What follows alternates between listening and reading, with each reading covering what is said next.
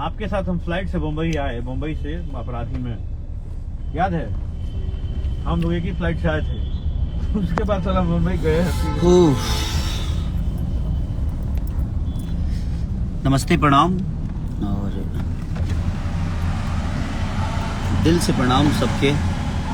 आज एगो हमार बहुत प्यारा सिनेमा जौना के बड़ा शिद्दत से बड़ा मेहनत से कैले बनी, जौन सिनेमा के नाम बवे रंग दे बसंती,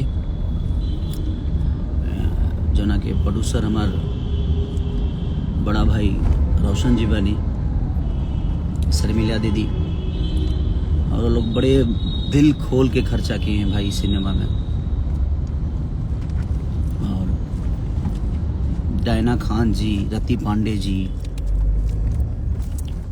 मुकेश तिवारी जी, अरे अमित तिवारी जी, मैंने बहुत सारा लोग में बहुत बेहतर काम कैले बवे, तो सबके आशीर्वाद। और फिरोज खान जी, मैंने हिंदी से बहुत सारा लोगों में जुड़ल बा, और रोलिंग के पोस्टर बहुत मैंने सब लोग बहुत तारीफ कैले बा, कोशिश कैले बा आदमी की एगो बेहतर सिनेमा के। अब हमारा लगे दूसरा कुछ तो बा न, रोलिंग के भी पता बा। तब अब एक एगो प्लेटफॉर्म बा जौना से हम सबके मनोरंजन करा सकीले, और खेसारी म्यूजिक वर्ल्ड, तो ओकरा के जितना सब्सक्राइब कर सकते यही परिश्रम में कम से कम ओकरा के 50 मिलियन सब्सक्राइबर का स्थिर कर दिलो। हाँ, दूसरा कोनो उपाय नहीं के, कहीं दूसरा जगह से गाना भी छूटत नहीं के, हमार प्रॉब्लम बा। और ठीक बा, होला जीवन में बहुत सारा चीज होला कि का कहता ना कहता, अब हमें पर सोचल बंद कर दिले बनी।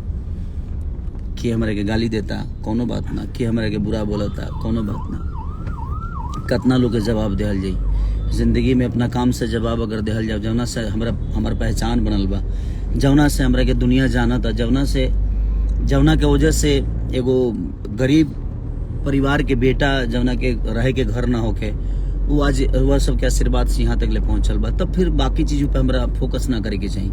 अब हम बहुत हर चीज़ में लाइव आवत नहीं जा, लेकिन अब बंद कर दिले बनी हम। रीजन ओकर एक गो बा कि अब जवाब देहल बंद। अब ऐसा लोगन के जवाब काहे खातिर देहल जाई? एगो हमार जवाब हमरा बुझाता जेबे मतलब के कुछ, ओकरा बाद 10 गो कंट्रोवर्सी, एगो शब्द के ओकरा के 25 तरीका से तोड़ मोड़ के लोग बोलल शुरू कर दी। एगो छोटा सा भी मतलब के कुछ होई तो ओकरा के 10 तरीका से उल्टा साबित करे खातिर कुछ लोग शुरू कर दी। तो जब रुआ के गलत साबित करे खातिर ही लोग दुनिया बैठल बा कुछ लोग, तो ओकरा खातिर हर जगह सफाई देवे की जरूरत नहीं है। हमरा आज अच्छा लगल कि आज हर जगह फेसबुक से लेके इंस्टाग्राम से लेके और हर बहुत सारा कलाकार भी शेयर कैले बड़े भोजपुरी इंडस्ट्री के।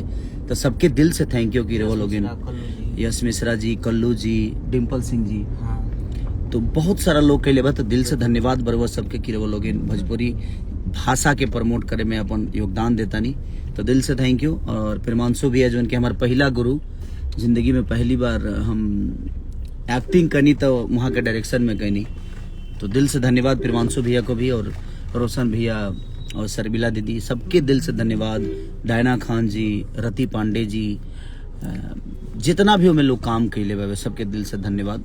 Love you all, thank you so much. ऐसे ही प्यार देते रहिए आप सब।